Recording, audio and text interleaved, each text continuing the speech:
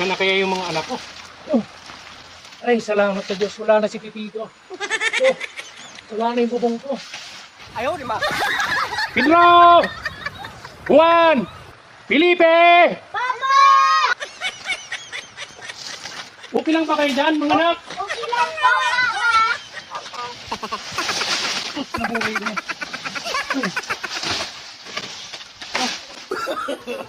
No. Lang. Ay, sige, duga na. Ay, anak, okay lang ba? Pati yung anak ko, tingnan mo yung buhok niya. Pinagkukulot-kulot sa sobrang lakas ng hangin. Ay, buhay. Ano ba to? O, magkape ka muna, mag-rinit ka mong tubig doon, mga anak. O, Pedro! Kumusta ka?